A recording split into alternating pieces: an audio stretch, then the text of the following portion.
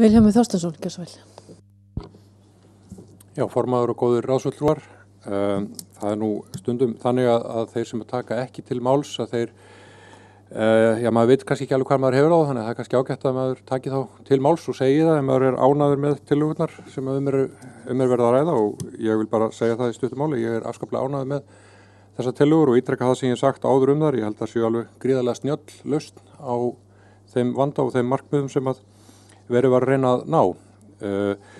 Og mér finnst útskýringar formanns líka nokkuð góðar á þeim erfiðleikum sem að eru á hinum ýmsu leiðum að því að útfæra fleiri markmið í viðbót, til dæmis jöfn hlutföll kynja, en ég held að þessi lausn sem þarna sé alveg ágætt. Ég ætla bara örstutt samt að segja kjördæmafjöldan, því ég hef tekið eftir að það er smá umræða þetta til dæmis á netinu. Þarna gerum við erum með nokkuð víð ákvæði þarna. Kjördæmi skulu vera fæst 1 en flest 8, og það sem að gæti séð fyrir sér er að til að byrja með yrðu kjördæmi tiltölulega mörg, eða hvað að kalla það.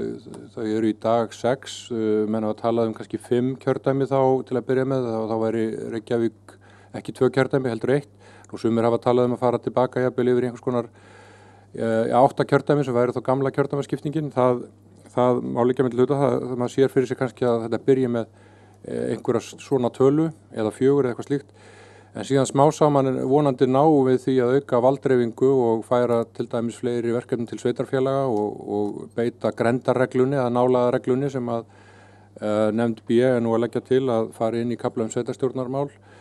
Og eftir því sem við dreifum meira af verkefnum út til héraða, að því minni ástæða er til að hafa mörg og smá kjördæmi vegna landsmála sem eru þá að mestuleyti orðin landsmál.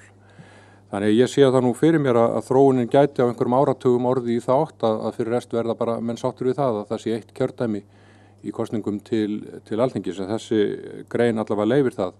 En þetta er svona þróun sem eins og segjum að getur séð fyrir sér. En aftur bara, ég er ánægð með þessar tillögur, þær hafa stöðugt batnað og vildi bara lýsa ánægju minni með þær. Takk.